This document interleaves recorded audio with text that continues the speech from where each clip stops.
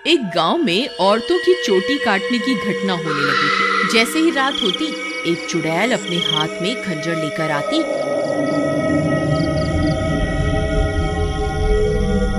और जो भी औरत उसे सोती हुई मिलती, वह चुड़ैल उसकी चोटी काट कर वहां से चली जाती। किसी को ये समझ नहीं आ रहा था कि ऐसा क्यों हो रहा है।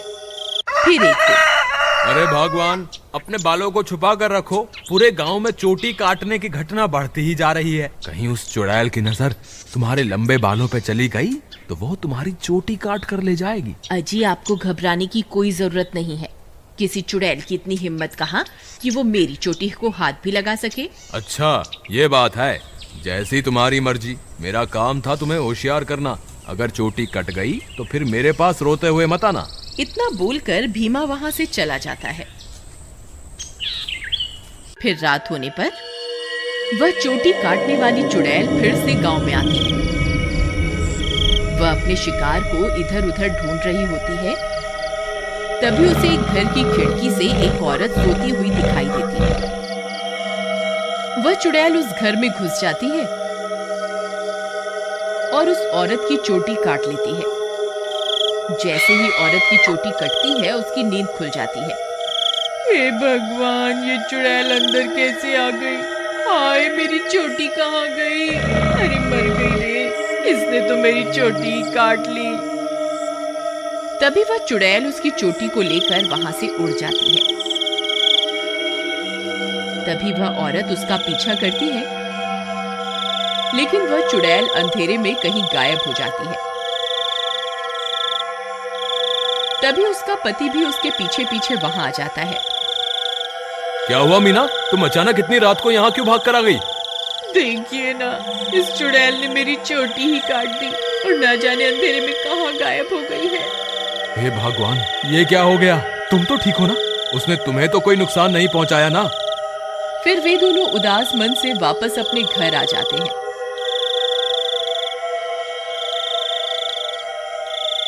अगले दिन सुबह होने पर मीना की चोटी कटने की बात पूरे गांव में फैल जाती है। सब लोग उस चुड़ैल के बारे में बातें कर रहे होते हैं। फिर भीमा को अपनी पत्नी की फिक्र होती है, तो वह अपने घर की ओर चल देता है। घर पहुंचकर वह अपनी पत्नी के कमरे में जाता है तो देखता है कि उसकी पत्नी अपने बालों को संवार रही होती है। अरे सुमन, तुम्हें पता चला? कल रात को मेरे दोस्त मोहन की पत्नी की चोटी उस चुड़ैल ने काट ली। मुझे तो तुम्हारे लिए बहुत डर लग रहा है। कहीं वो चुड़ैल यहाँ ना आ जाए। अजी, हमें घबराने की कोई जरूरत नहीं। आप डरिए मत, मुझे कुछ नहीं होगा। सुमन, तुम्हारे बाल तो दिन ब दिन लंबे ही होते जा रहे हैं। पहले तो ये इतनी तेजी से नहीं बढ़ रहे थे। ये अचानक से इन्हें क्या हो गया? अजी, मैं अब अपने बालों की कुछ ज्यादा ही देखभाल कर रही हूँ ना, इसलिए। ठीक है, ठीक है, तुम अपना ख्याल रखा करो। मैं अपने दोस्त मोहन से मिलकर आता हूँ।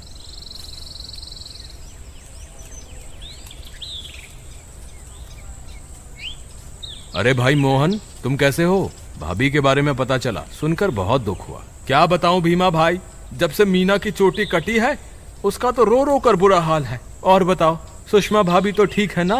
अब तुम्हें भाभी का बहुत ज्यादा ख्याल रखना होगा, कहीं चुड़ैल उन्हें अपना अगला शिकार न बना ले। तुम सही कहते हो भाई, मुझे भी बहुत फिक्र हो रही है। ठीक है, अब मैं चलता हूँ। तुम अपना और मीना का ध्यान रखना। फिर इतना बोलकर भीमा वापस अपने घर आ जाता है।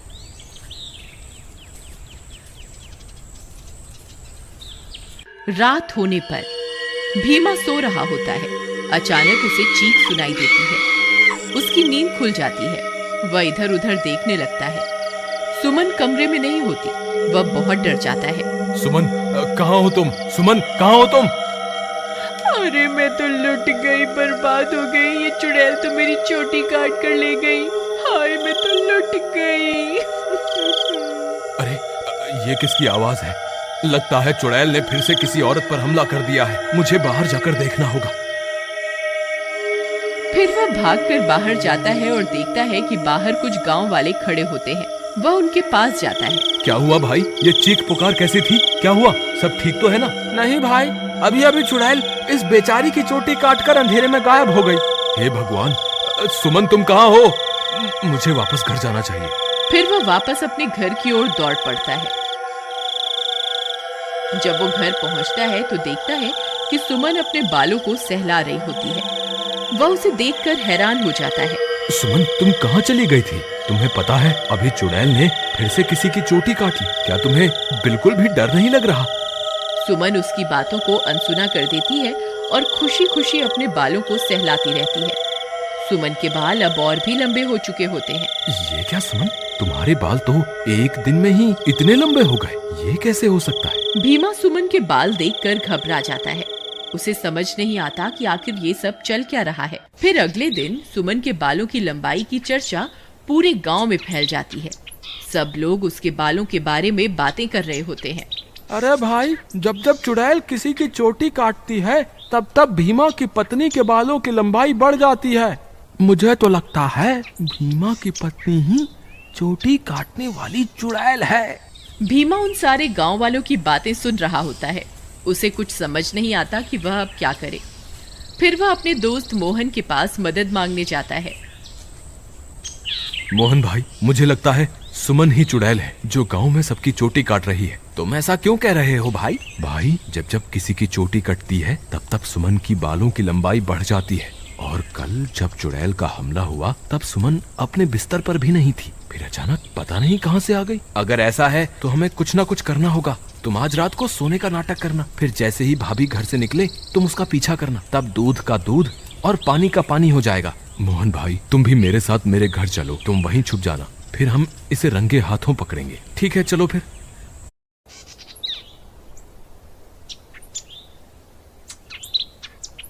फिर वे दोनों भीमा के घर आ जाते हैं और मोहन अलमारी के पीछे छुप जाता है। रात होने पर भीमा सोने का नाटक करता है। तभी सुमन उठती है और घर से बाहर निकल जाती है।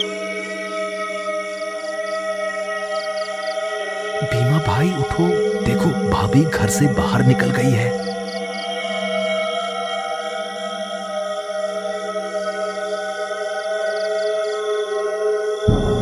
सुमन थोड़ी दूर जाते ही चुड़ैल में बदल जाती है और अपने शिकार की तलाश करने लगती है। भीमा और मोहन की आंखें फटी की फटी रह जाती हैं। भीमा भाई, तुम्हारा शक सही निकला, तुम्हारी बीवी तो चुड़ैल निकली। मोहन भाई, अब क्या करें? ये जरूर अपने शिकार की तलाश में निकली होगी।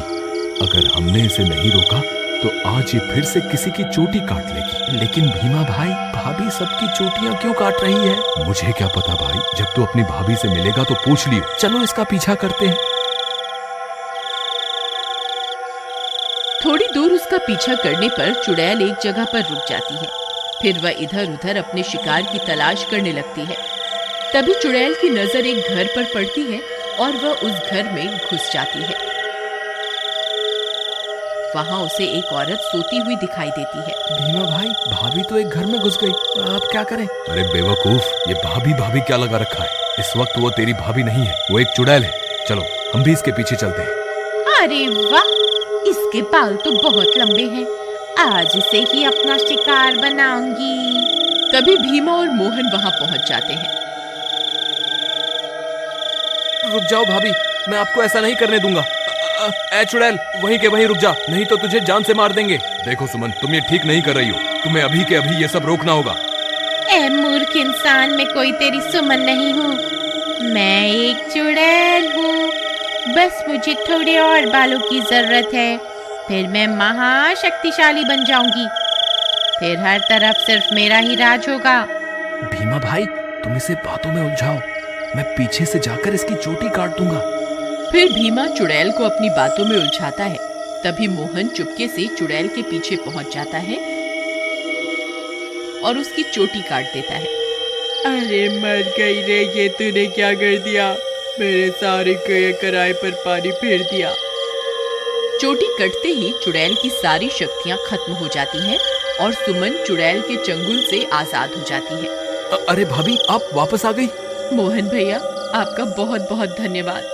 आपकी वजह से मुझे इस चुड़ैल से मुक्ति मिल गई। भीमा भी अपनी पत्नी को वापस पाकर खुश हो जाता है और वे दोनों फिर से एक साथ रहने लगते हैं। इस तरह गांव वालों को चोटी काटने वाली चुड़ैल से छुटकारा मिल जाता है और सब गांव वाले हंसी खुशी रहने लगते हैं।